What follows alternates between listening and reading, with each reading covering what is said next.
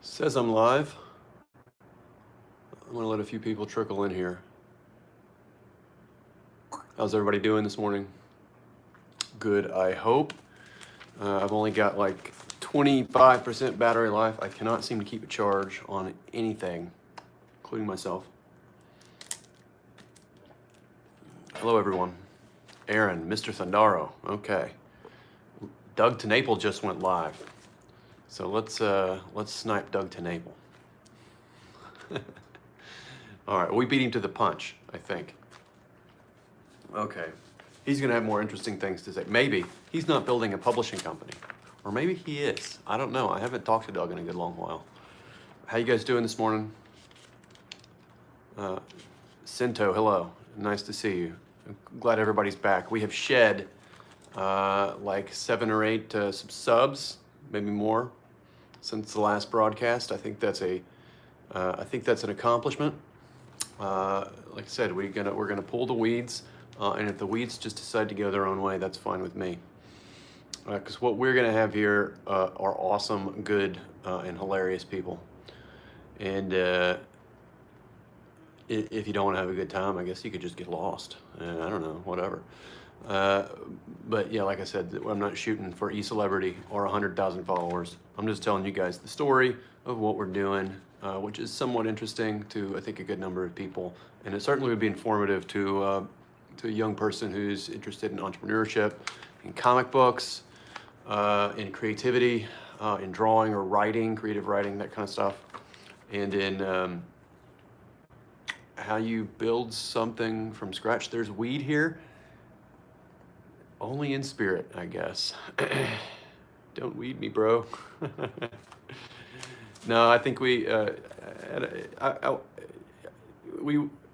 think we had some wrenchmen that wielded the band hammer on a couple of people last time pretty quickly, and they were wondering if I was cool with that. I think at first I'm pretty cool with it. I want to give people a chance. If you're going to go up here and just be a crackhead, then we're going to send you on your way. Agree. Weed leads to a spiritual experience, but just be careful about illusions.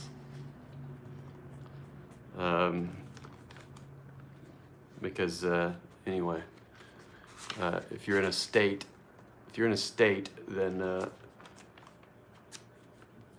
your experiences aren't necessarily real. I don't know, just something to think about and consider.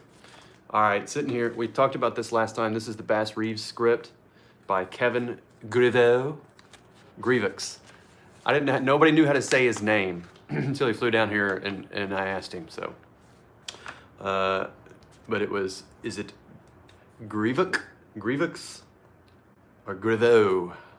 I kind of like Greveau. I think if my name was Kevin Grevix, I would go. My name is Kevin Greveau. Of course, he's got this deep, like he's got the deepest. You guys should look up Kevin. Yeah, say no to drugs, kid. But it's legal in Illinois now. It's they passed medical marijuana here in Arkansas. But it grows like crazy all over here, so it's half the year we're practically living in a partial rainforest.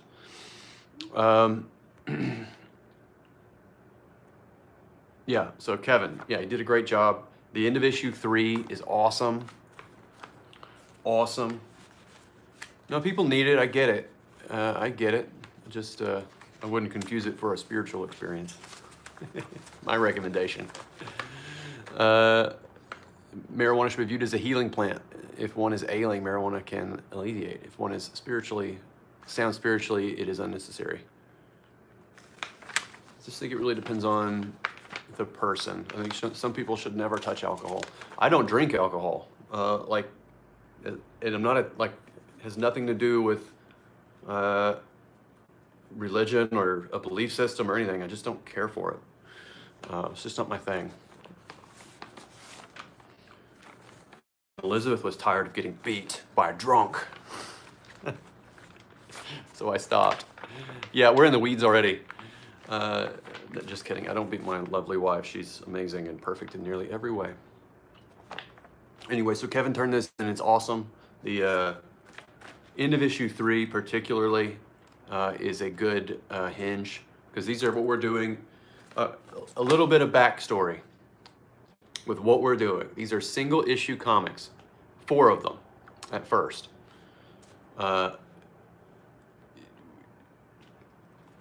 So instead of, let me get your feedback on this, because this is some inside knowledge.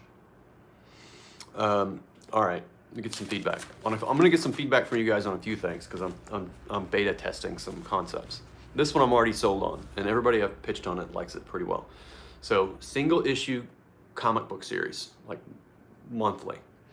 But that's impossible for an artist to keep up with a monthly schedule, nigh impossible for like almost everyone today. I mean, it's just at the quality level we expect and we're used to, all that yada yada yada. You know the drill.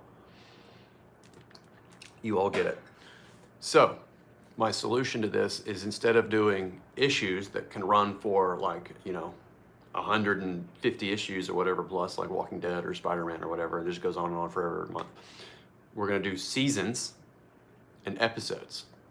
Okay, so the Futurist, Bass Reeves, Nora Saga, and Red Rooster are going to run the first 3 issues of like Red Rooster are actually the Golden Age campaign, and that's going to be fulfilled separately. Yada yada yada. I think you guys get that. But what I'm really drilling in on here is the seasons and episodes. So Bass Reeves is going to run for 6 episodes in season 1, right? And so at the end of season 1, then everybody knows that you're going to get, it's episode 6.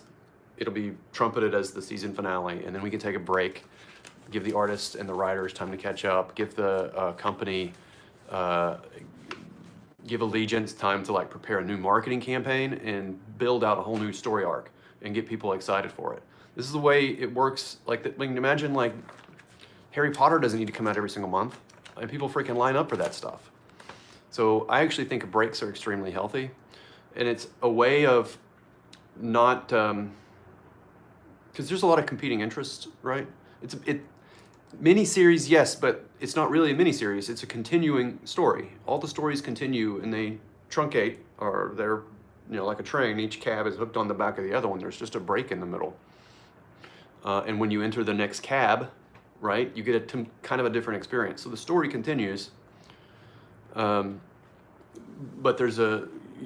we're priming the audience for a break, like TV shows, yes. And that's the language we've adopted. And I thought it was an elegant solution to a big problem in comic books. So everybody's tired of rebooting to number 1s. Like, you'll get 12 issues into some new, I don't know, Squirrel Thor crossover or whatever, and then you got to reboot to number 1 again. All right, Mr. Thundaro says, I tried to get some of the others to consider a season approach last summer. This is how I know Mitch is a smart man. I think it's just that you guys are smart, and I absorb it through digital osmosis. Spirit Car says, no monthly, higher quality biannual or quarterly like the European model, or graphic albums. I think those options are going to come out there.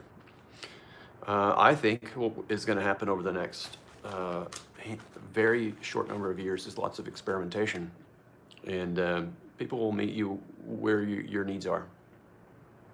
Great idea, says Cam. Mr. Thundaro says, yes, this is what I've been saying. Best way to combat market fatigue. I think so. Moo Butt says, a mustachioed man. Yes. Weed osmosis. Easier on the pocketbook? Yeah, I think so. And I think people enjoy the anticipation of knowing that they're going to knowing when something's going to end. Like, when you are binge watching, and don't do that, that's not really healthy, a Netflix show at episode 6 or 7 or 8 or whatever that it's going to end, and then you got to wait 6 months or whatever to finish the next one. Yes, it's good for everything. Budgets, that's another one. But people get excited because then they know that when the hype machine ramps back up, that it's, you know, that there's purpose and we can tease it out in a certain way, and I think it's just best for everybody. It's great for the audience. There's no fatigue. If you want to walk away, you can walk away and feel like you ended on a high note, and you know, just don't come back for season 3 or whatever if it's not floating your boat.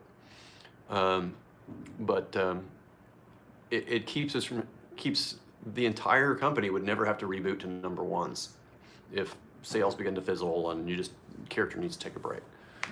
So people love the idea of their favorite thing returning, says Eric Weathers. Yes.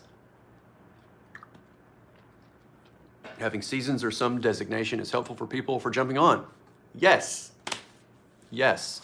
And I think, you know, if you think about how many comic book readers there are versus how many people watch television series, I mean, people are more, look, if you went and asked a 7-year-old what Marvel was, they're not going to tell you, they're going to tell you it's a movie company. Like they don't even know. They don't even know. I mean, we've lost an entire generation and a half of people with the current model. So you got to meet people where they are and give them things that they can comprehend and digest and get enthusiastic about. Anyway, that's one thing. So I think everybody digs that. Most everybody digs that. Cam says there are other books that had a bunch of short runs. There was no way to know how they tied together or in what order, and it was a mess. Yeah, so I experienced this as a comic book fan.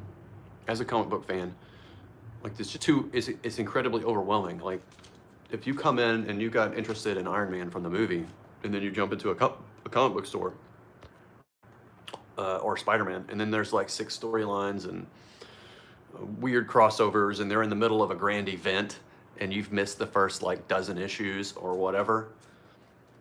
It's just too much. You have to be you have to imbibe the culture completely to feel like you're a part of it. And then I think once we experience that, then things become increasingly, like that was the experience like 10 years ago. And since then, everything becomes increasingly balkanized because something that large just can't hold, and that Gaussian, I guess you could say. There was no entry point. So then people find their own little entry point, and then everything becomes very fractal. All right. Like I said, this is a spitball stream. I'm waiting on Elizabeth to get ready. She's making herself beautiful so that we can go to the DMV, and we got to get our licenses renewed. So for the next 5 years, I'm going to have a mustache on my license. But it's better than my last one because I had long hair, which looks a little goofy now. All right.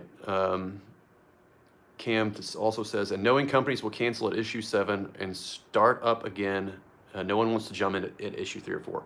Yeah, so what we're doing is making a contract, right? So this is actually a contract. And I like to think a lot about contracts. Like, not just like legal contracts, but promises you're making to the reader. And I think every time you open a story, or you show a trailer, or you design a cover, you're in effect making a contract with someone. It's not legally binding, but you're saying you're setting up an expectation, and you either need to, you got to deliver on that expectation in some way, and you can subvert it, you could amplify it. I mean, but you have to fulfill that part of the contract. So by seasons, you're saying, I'm going to give you this. We're going to end here. There's going to be surprises, but it's not going to, we're not going to promise you unending storylines and then like fizzle them out at issue 8, right? Or sooner. All right. So, well, that's impossible. She's already beautiful. Well, she grows beautiful by every day, right? So every day is impossible. I don't know where I'm going with that. But yeah, we're gonna go to the DMV. Mr. Thundaro says, yes, please keep a tight order. This is what killed comics for me. The lack of cohesion to a single line. Look, I mean, you got a lot of people involved and a lot of characters, and these companies are big, and some of them are in various states of disorganization, with offices competing against each other. It's a lot of I don't know. It's kind of scrambled and a bit of a mess, and it sounds like DC is doing a better job than most right now in terms of like reorganizing. I just read their ICV2, is that the name of the website, article, where one of their journalist fellows, or ladies, I didn't look, interviewed Jim Lee and Dan Didio. This was back, I think the article was released two days ago, and it was back, the interview was done, I think, during San Diego Comic-Con. Anyways, interesting stuff. It's worth a read if you're interested in the state of DC Comics. And Jim was being an optimist and Dan Didio the pessimist. So I think probably just a well-considered good cop, bad cop routine. But they were parroting very similar things. Jim gets to be the good guy. Dan gets to be the bad guy. I don't know who's having more fun. But it does sound like they're being very proactive in reorganizing their lineup. Spirits Car said Spawn violates its contract when it chucked out the running clock with no real payoff. Yeah, I mean, I don't know much about Spawn beyond like the first 15 issues, which I collected way back in the day. Way back. Rainbolt says, my profile on Gab has his longer hair. It's quite the sight. I forgot about Gab. Maybe I should use Gab. I keep seeing it pop up around, and people keep getting deplatformed and moving over there, I guess, and I find deplatformed people very interesting. What are they saying that bothers people so much? That's the kind of stuff I like to unravel. All right, Cam says, so will you keep these all in one continuous publication or with collected editions every so often? Okay, in this one, I think Robert Kirkman cracked the model. He cracked the code, at least as it functions now. So you do the trade, collect the trade paperback, and then after 2 or 3 trade paperbacks, you collect the hardcover and do like a premiere edition. And I don't think there's any reason to deviate from that model long term. Not yet. It's good.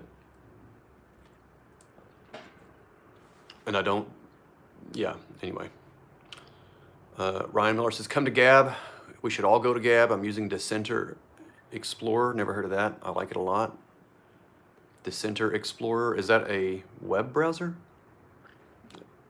You have to tell me. Spirits Car says, DC is being shut down before Marvel. Oh, the irony. Dan Didio's sensibilities are not right for the DC universe. I don't really know Dan, so I can't comment. They've passed 1 million active users on Gab. Well, that's great. We need good alternatives. So a season will basically be 1 trade paperback per year then? No. That's not, there's more to it than that. There's more to it than that, and I can't spoil it all at once. That's just, I wanted to get some feedback on that particular notion, but you'll see how it all fits together in the months ahead, or in the weeks ahead, actually. A-Team is here, yes. YouTube is A-Team, Twitter is B-Team, and if you don't know why, you'll have to go back and watch some videos. I did meet with, every other time I'd met the guy, there were other people in the room, and I got a good vibe from him, but this time it was just me and him and our office assistant, Tyler. who's helping with some design stuff, although it's not his expertise. So, yeah, really great meeting. He agreed with me on the logo, even though he presented the alternative logo, the B logo. That was his concept that we decided on. It was good, just good for like a hockey team, not for a comic book company whose mission is to inspire trust and integrity, and to look like a label that would have been used like 60 years ago, and then like a trusted brand from like 60 years ago that kind of maybe went defunct in the 80s and now it's back. And it's like it looks familiar and trustworthy and balanced. Anyway, he's with me on that. He's with A-Team. So even the designer of B-Team's favorite logo is with A-Team. So that should tell you something. Anyway, I've got a few more edits for him. He gets the vision, like he really gets it, what we're going for. And he's gonna help us create this through line between, like the way I see it happening is we're gonna engage new customers on social media. And then from there, they're gonna visit the website and that designer's doing the website. And then from the website, they'll arrive at the book product. And that's what it is, right? It's product. I'm just gonna be, it may sound cringy to some people. But once you turn that last page on the last comic book, the design aesthetic should basically, you should feel like you've been on a path, and at the end of the path, you've been rewarded with a great story that's brought you joy or tears or laughs or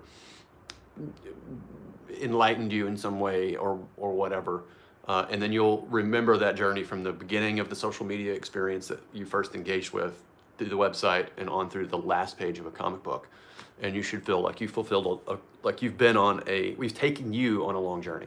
Anyway, he's gonna run a lot of that stuff for us, and he's great.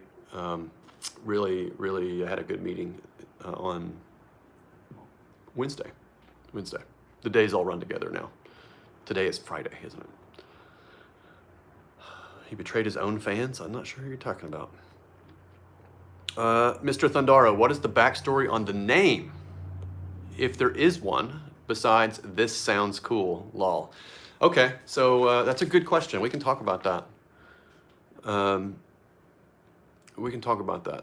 So, Allegiance Arts and Entertainment. All right, it began with a drawing, the eagle drawing, and I think I've shown that around before. No, if you go and look in my last visual post, you'll see a very early logo. So if you go to, because you can post pictures on YouTube. So if you go to my feed and look at, I think, community tab or whatever, you can go and look at it. I did a drawing that was about this big, right? Not very big at all. And it took me like 2 minutes of an eagle. I mean, just with my fountain pen, and it was one of those drawings that just came out perfect. And as soon as I was done, I'm like, okay, I'm using that for a logo. Scanned it, cleaned it up, and created, sent it to my buddy Patrick, who's now our editor-in-chief, and I said, hey, this could make a great brand for like a comic book company. And he agreed and showed it to a few other people. They liked it. You'll see it. And originally I was playing around with some names and called the company Horizon Line because it was an artist-focused, and I think it, played well with the eagle. Horizon Line had double meanings, made you think about looking up, and a horizon line is the base point for basically any drawing. That's the first thing you have to identify. So it meant something to artists, and it also meant something, it was relative to the eagle, I suppose. Anyway, played with that. It didn't really work, and I think someone else had like a production company called Horizon Line, or I don't know, I can't remember. We just decided to abandon it. And then we went with Allegiance. Well, here's what you're really after. We went with Allegiance because, there's not much to this story. It might actually be very uninteresting, but this is the truth. So our partner, David, he's our CEO and managing partner right now. His previous company, when I first met him, here's a bit of his journey. So when I met him, he had just started a brand new firm, like an advertising and marketing firm with another partner who I know as well, and he's a good dude. And he gave me some really good advice. He's now retired. And that's when I met him. They had this really great office. They were competing in pretty high level marketing and ad stuff. And he had just left the CEO position of one of really Arkansas's largest, one of the region's largest advertising firms, like a legacy firm from that was 60 or 70 years old. And he was their CEO for 7 years. Then I met him while he was starting his new company, and then that dissolved after his partner retired. And then when we started our dialogue a year and a half ago, he was operating a consultancy business, and it was called Allegiance US. And we just liked it. We were playing around with names. I was playing around with logos, and he's like, well, what if we just call it Allegiance? And he's very data driven, and I'm very intuition driven. So he had done like pardon me if this sounds like a little sterile or ridiculous, but he had done all this market testing on different names through his experience in running ad firms, right? And so this one always tested well for years, and he just had it in his back pocket. And when it came time to start his own consultancy business, after his last, they dissolved their last firm. They didn't dissolve it. They just changed the name of it and turned it into a consultancy business. Anyway, so that's how it came to be. And I liked it. And then Elizabeth liked it. And I came up with, well, what if we called it Allegiance Arts, right? So that way it kind of it's more laser focused on what we're trying to do. And then we tacked on the entertainment part of it, because I think that allows us it just lets people know where we want to grow into. So the idea is comics are the foundation stone of everything we'd like to accomplish. But from there, I think the name like it just says we want to take this in other directions, but let comics always be the cornerstone. So I hope that answers your question. It's not the most, it wasn't like an epiphany moment. It was a process, and that's how we arrived at it. And that's it. Spirit Scar says, do I like the idea of having the average page length of the books? Do you have an idea of the average page length of books you'll be releasing? Sorry, I'm reading these on my phone and the print is kind of small. Yes, I do. 22 to 24. So, and my preference is not to do 20-page comic books, because I think you need the extra couple of pages. If you don't need them, you just don't need them. But most of the issue ones are going to be 24 pages. And I think one of them is 25. I think Bass Reeves turned out to be 25 pages. And that Kevin wanted to be a lot more, but I actually have to think about budgets and how many more pennies does the extra 4 pages cost me? I have to consider all that stuff now and balance the art with with practical reality. So, but we compromised at 25 pages. So, and my expectation is for all the teams that books 2 through 5 in a season will all come in at around 21 or 22 pages. And then we'll give a little bit more room for the season finales if they need them. So season openers and season finales might have a couple extra pages just to really bring home, engage people or bring home the endings. Okay, hello Jeremy, good morning. Cam says, I agree, 20 pages just seems to end short. It does. Having gone to,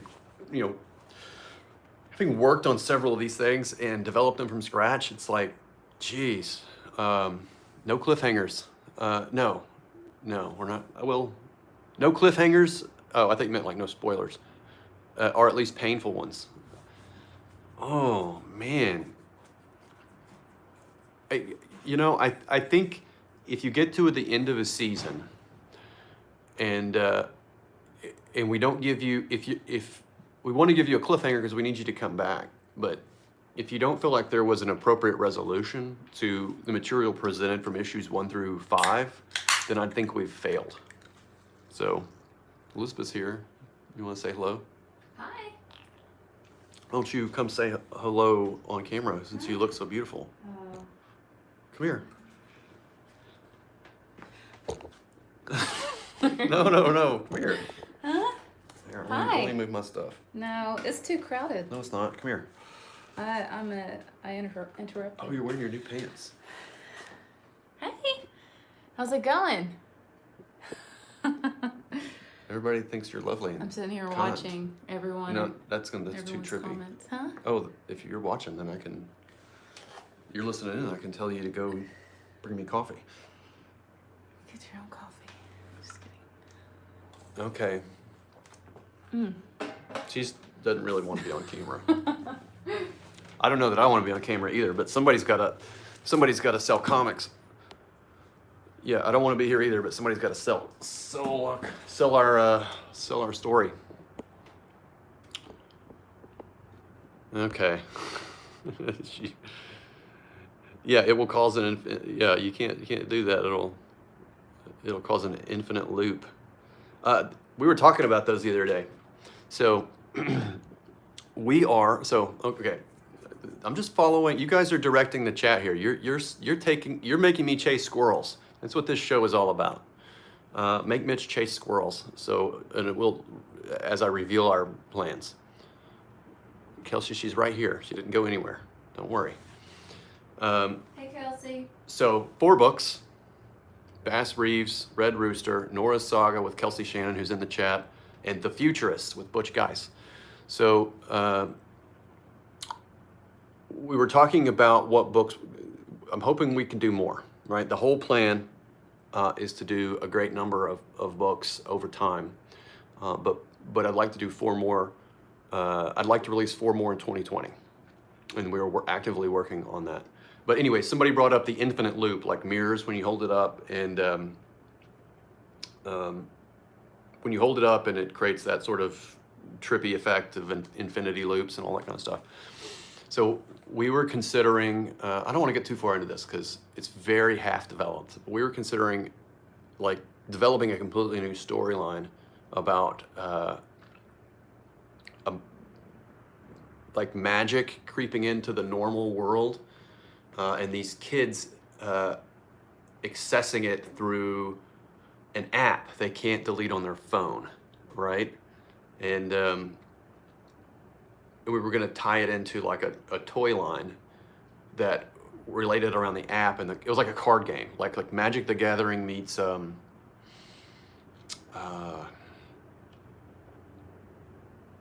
maybe Stranger Things or something like that, I suppose. Will these be on Indiegogo? I'm going to get to that. We'll chase that squirrel in just a minute. Anyway, but they figured out how to unlock the portal to the other world, the magic world, by doing the infinite loop. Anyway, these are all half formed, and I can't really remember it because it was so. It was a very half formed kind of story. There was something there. There is something there to that. I don't have the pitch yet. So without like a really strong pitch, it's kind of hard for me to sell something. But we're scratching at ideas right there. Is Mitch talking about? No, I'm talking about magic, Kelsey, in a card game. Kelsey knows I don't believe in aliens. And if there were creatures on another planet could come here, I think they'd send robots. Mark C., thank you for $5. I enjoyed the John Byrne FF model, where the last issue of one story is also the first issue that hooks you for the next story. I'd be interested in learning more about that. Sorry, I had a phone call. Is Elizabeth coloring all of these? Yes. No, that's a lot of work. Correct. You are correct. That is a lot of work. No, she is not. Elizabeth is just as busy as I am. She's my, she keeps an eye out on my periphery and misses all the details that I miss, because I tend to miss details. And she is dutifully assisting everyone in bringing this all together, and she will not have time to color 4 titles. So with the futurist, she will be assisting. We've the colorist that I'll talk more about as soon as he starts. We've brought on another colorist for the futurist, and he should be starting now. So if you're listening, we're hoping pages come in real soon, because it is that time, and it is on the schedule and time to rock. But she's going to be assisting that colorist, and also that particular one, because that book is so special. She might be doing some making some of the color choices, and then maybe editing off the back end from the final product. Red Rooster is in progress, and it's part of this initiative. So thank you for the question. So she's going to have her hands in the futurist, and she's going to be coloring Red Rooster and color editing all the other books. So she will be sort of mother henning everything on the color department to keep with the chicken references. Mark C says he'll DM me on how Byrne paced the stories. Yeah, that'd be great information, for sure. Thank you.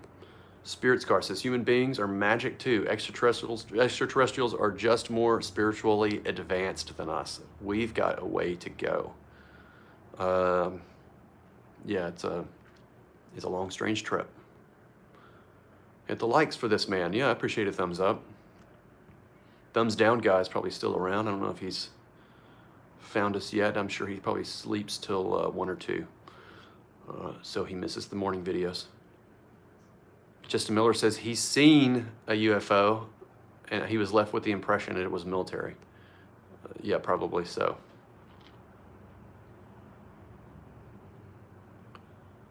Okay. Sounds a lot like she is the art director.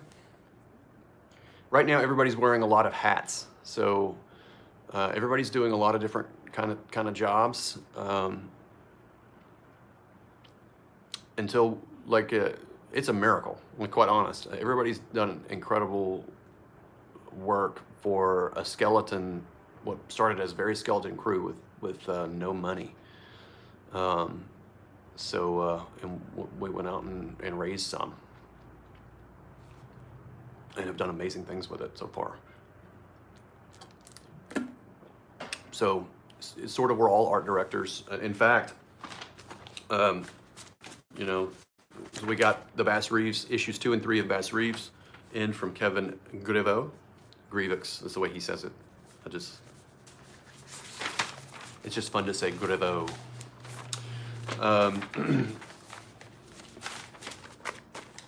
But I wouldn't call him that to his face. Actually, I would. Rainbow with timeout.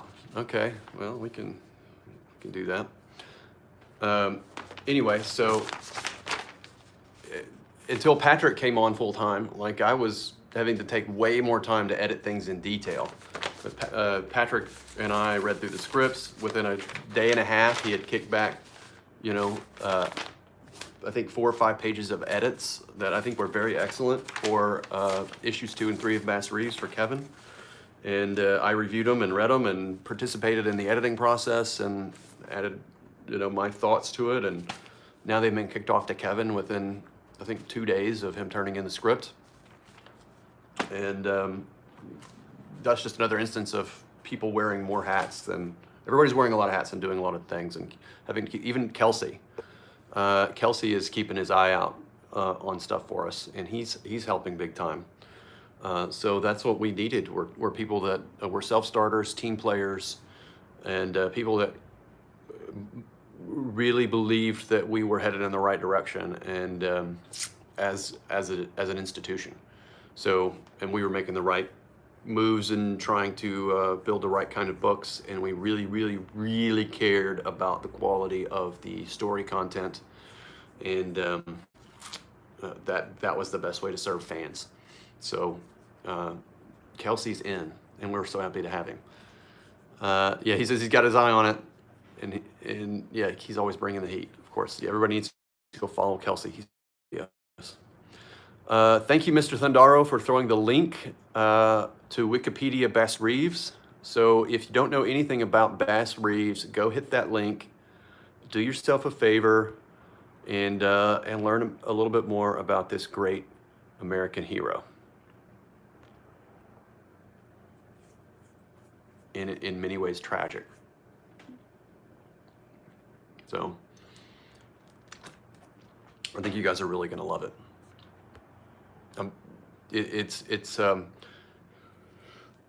We spent 3 days with Kevin, Patrick and I, and Kevin locked in a room, and just with kernels of notions as to how this would proceed. And I think what we came out with after 3 days was the structure for a really compelling, it's somewhere between a Western, a mythology, and an acid trip. So somewhere in that spectrum is the story of Bass Reeves that we are telling. And I think it will be an interesting take, and the message of the story works really well in a comic book format. So if you're a fan of either of those three things, you're gonna have fun. Opaz says he's never done acid. Probably a good idea. You could just read Bass Reeves and get an interpretation. I won't speak to whether Kelsey has done acid or not. I think I can reasonably safe to say that he's sober every single day. Kelsey says Bass Reeves is sober. His story has been stolen so many times, but no one has just told his story. It's going to be sweet. It's been told a couple of times, but never in a big, so a Quentin Tarantino movie. Yeah. So his story's been told a few times, but it's never really been, there's a great book called Black Gun Silver Star, but it's very dry. It just kind of like goes through the historical records and the tall tales that were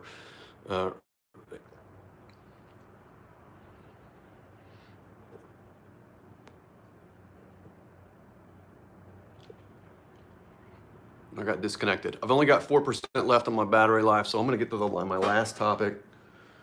And I forget what I called this video, so it kind of was a scatter shot. Yeah, go check out Bass Reeves. Westerns and steampunk make a large comeback. Steampunk is not a genre. But if you do enjoy the aesthetic, you're gonna love the futurists. But steampunk is not a genre. I'm just a real big stickler on what things mean.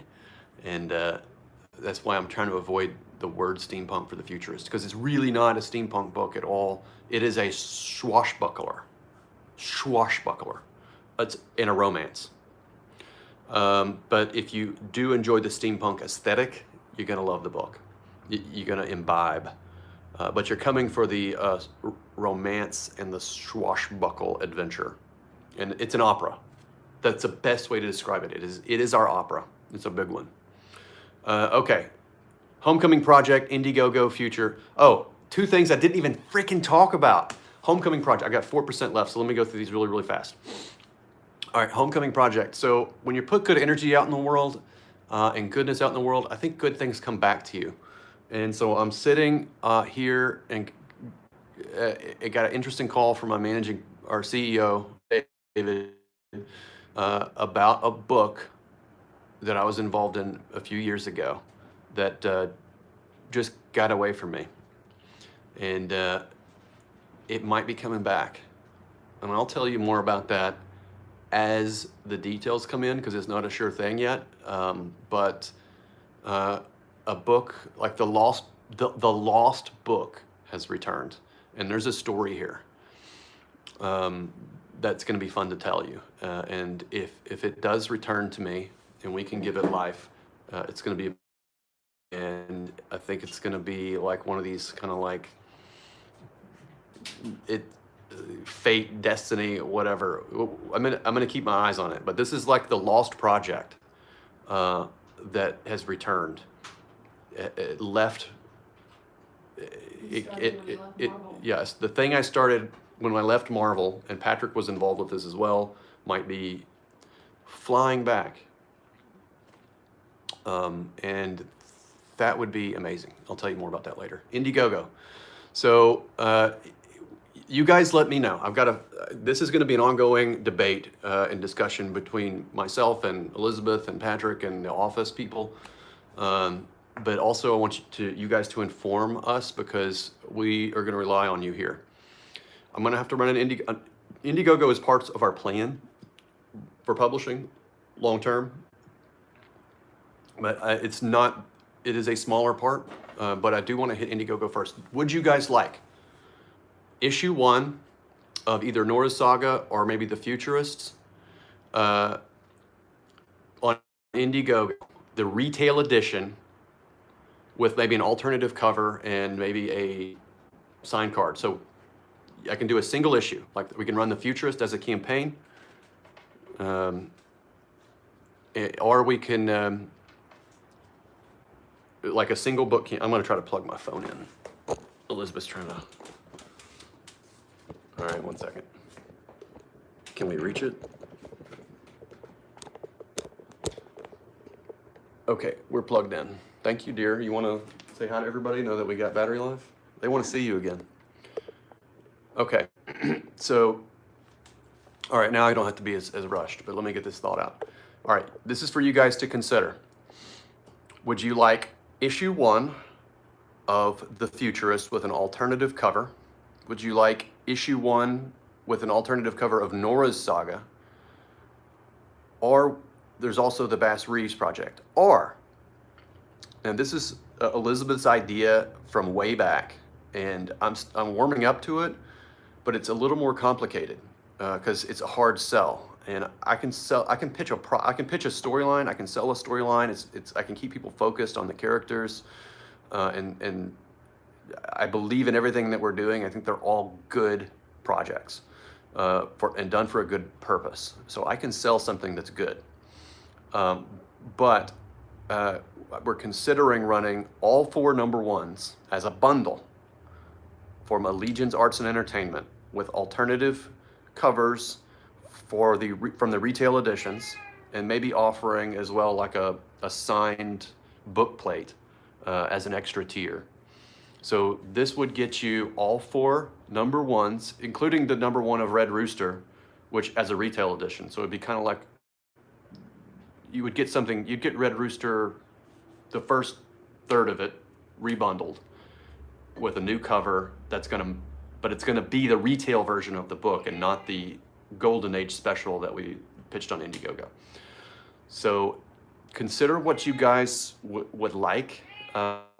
But also consider what is possible to sell to a broader market. Because if we do launch all 4 as a bundle, then I'm going to be selling the company, and around that time, I'm going to tell you everything that we're doing in the run up to that too. So, and there's some exciting stuff in there. Or we could just offer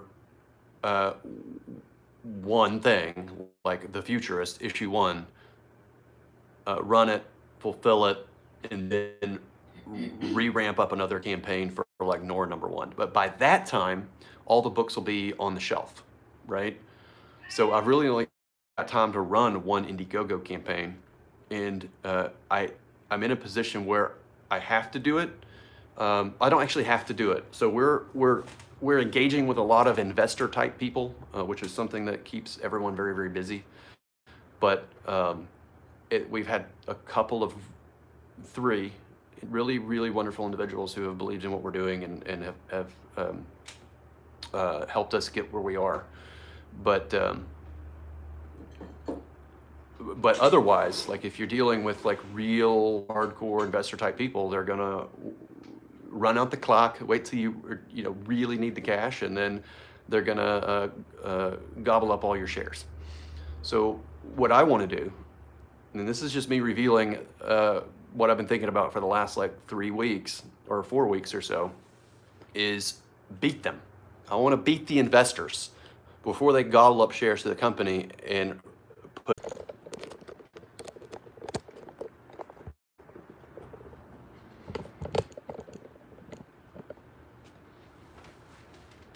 Okay, I think I'm back. Yay. Oh, get that cat out of here. All right, death, taxes, and I'm gonna catch up with you guys real quick. All right, and then I'm gonna re-say the proposition. I'm gonna throw it to you guys in the chat and in the comments section. And then we'll pick this back up tomorrow or really soon after that. I hope to see the quality more. Are you talking about the stream quality? Because nothing fancy going on here. Just a guy with constantly with 1% battery life on his phone and no fancy graphics, talking to you from his plant room. All right, so Death, Taxes, and SJWs says, I just need a place to buy the books. If they are going to be sold retail, my LCS owner doesn't like me anymore because I voted the wrong way. Well, that's a damn tragedy. You know, I got on Twitter this morning. I would like to solve that problem for you, Death, Taxes, and SJWs. I got onto Twitter this morning and I saw a prominent comic book writer take a bold and brave stand and denounce Trump and Trump's supporters. And I'm assuming that that's the way you probably voted, since you voted the wrong way. But, you know, I saw this writer take a very brave and courageous stand, really bucking the trend in the comic book world. And it was really annoying. But brave. Very brave. Very, very brave. Denouncements are they're RETARDED. Just denouncing people is just really stupid. It makes you look, I don't know. Just think about it. Think about before you post. Okay. All right, enough of me complaining about the brave stances of brave political stances of comic book writers. Really bucking the trend there. Stepping out on a limb for the good of humanity. All right, catching back up. Oh my gosh, it's so hard to reach now. It's hurting my back. It is a nice plant room. You want to see it? Look at that. Elizabeth keeps these plants alive. There's Chumley. There's my beautiful bride. I think she might be pregnant. Oh my God. We're trying to make a baby, which is wonderful and beautiful. Look how happy she is. Oh gosh.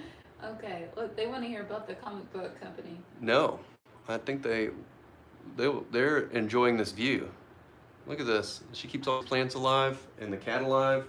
We'll have to do a plant tour sometime. She could tell you about all the different kinds of plants that are growing in here. But this is a good place to have some coffee in the morning. And it's full of good light. Look at that. This is behind me. This here was a gift from the wonderful Eduardo Navarro, who was a flatter that worked with us back in our Marvel days and right after Marvel. Eduardo gave us this gift. He's Mexican heritage. And he sent us this Aztec calendar sun dais kind of gift. And Eduardo has left us, unfortunately, he has gone to meet his Heavenly Father. So we always think about Eduardo when we see that. But he was a wonderful guy. Best. Eduardo was the best. But yeah, it kind of made me tear up a little bit. We miss Eduardo. Yeah, so I want to make sure that Eduardo's memory lives on. He was very good and very, very tragic. All right. Junkyard Death Taxes and SJWs says somebody, he lost $5,000 a year when he started preaching his angry views to me. And nobody really wants to be preached at with anybody's views. Eric Weather says Mitch is distracted again. This is kind of what this show's about. Cam says making babies is a highlight of life. I think the whole process is pretty freaking spectacular. Making them is a blast, and I'm really hoping that having them will be even better. Maybe not for Elizabeth for just a little while. But yeah, we've been trying for a while. So if you're a praying people, we could definitely use help there. Otherwise, I got it. Not a problem. Yeah, maybe we'll do a whole house tour sometime. It's a nice little home here in Little Rock. There's a lot of lovely homes in Little Rock, Arkansas. We're very lucky. It is a nice chair. Thank you. Babies are awesome, yes. The cat was trying to warn us about the squirrels, yeah. Anyway, so I'm gonna throw this up to you guys. You guys consider the Indiegogo proposition. We're gonna have to run an Indiegogo, and the reason we're gonna have to run an Indiegogo is I don't wanna sell shares of a company, of this beautiful company that is trying to do good in the world, and create amazing moments where fathers and daughters and fathers and sons and mothers and sons and mothers and daughters and uncles and nieces and can share amazing story moments and moments of growth and enlightenment and hilarity with each other. The last thing I want to do is have Elizabeth and I lose our position in the driver's seat and be beholden to other forces, because I have been told, I was told one time by somebody that because I'm trying to do good. I'm trying to be good and run an institution around values that are moral and positive. And I was told, hey, you're going to have to, you can't live like that forever. And to that I say, buzz off, loser. I can and I will not compromise my values. That's a line in the sand. I was also told by someone the other day, that at some point I'll probably have to make a choice between my company and my relationships, to which I said, I have no fear.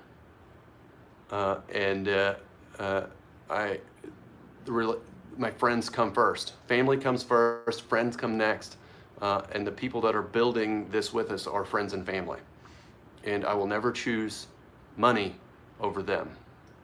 So running an Indiegogo campaign is about keeping the company in a family and making sure that the values that I'm telling you that we live by and that we treasure and we honor are the values that stay with the institution. And that's what running an Indiegogo campaign is about, and funding 4 books and making sure that Elizabeth and I can run this in an uncompromising way, right? Does that make sense? Because we do have people who want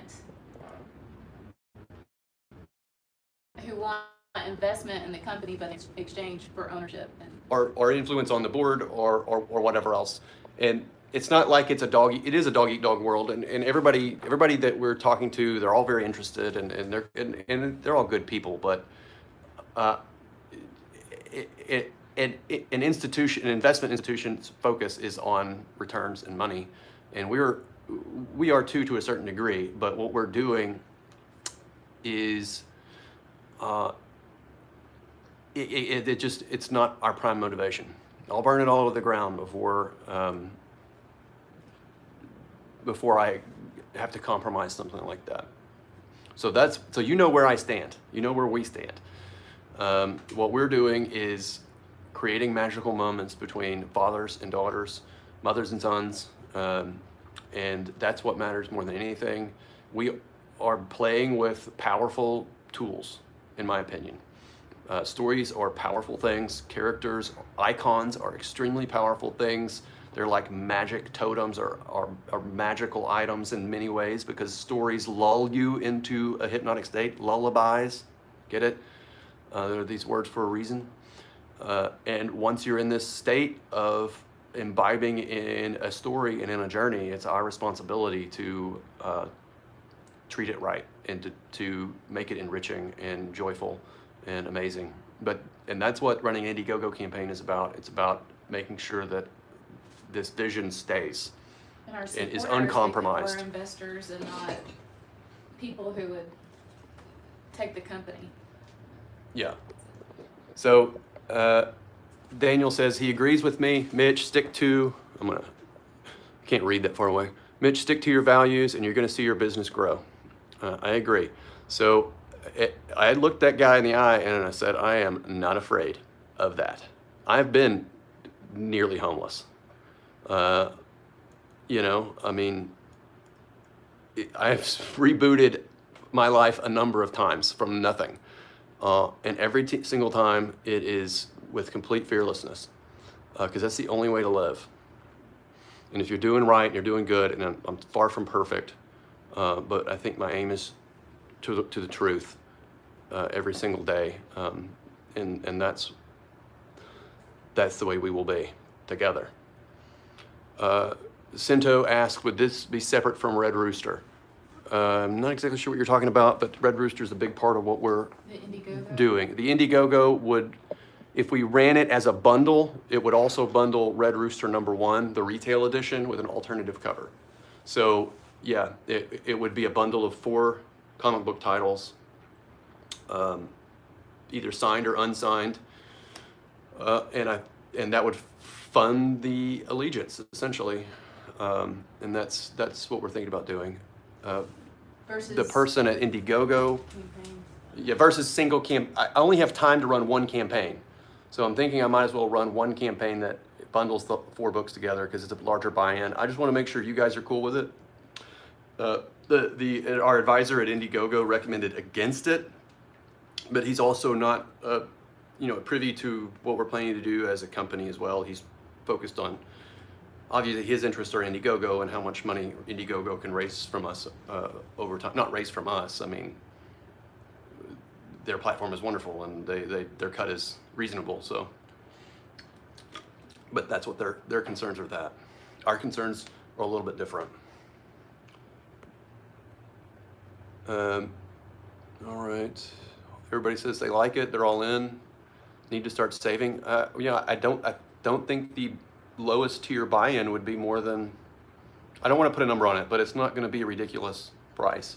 If you want them all signed, that's going to be more expensive, obviously, because I have to ship book plates around everybody and get them all signed and coordinate that. If President Kelsey is in, then so am I. Kelsey is definitely in a big way. Opaz says, I think it's a great idea. Biggest problem with Indiegogo is the shipping costs. We'll work on that. I've made a few friends along the way, and we've that are more knowledgeable and experienced, and we'll talk with them about fulfilling and printing and what the real costs are going to be. Because when we all did this, we had no clue what we were doing. So we definitely appreciate everyone for giving us grace as we went through a huge learning curve and tried to build a company. We are crazy. Bundles, yes, says Matt V, but have various options should be considered because some will only want specific books while others might want all. I might do a digital option. I don't know. We'll see. This is an ongoing discussion. We'll figure it out together. I am back. Yeah.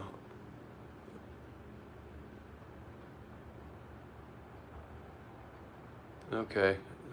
Anyway, I think we've covered everything this morning. I appreciate your time. I went a lot longer than I expected, but I think we covered some good topics. We'll pick this Indiegogo thing back up. Yeah, biggest problem is shipping costs. Yeah, we'll pick this discussion back up, and I'll keep you guys up to date, and yada yada yada. All right, you guys have a great day. Hit the thumbs up button, subscribe, or if you're gonna, be a troublemaker, you can just leave. So yeah, see you guys soon. Bye bye.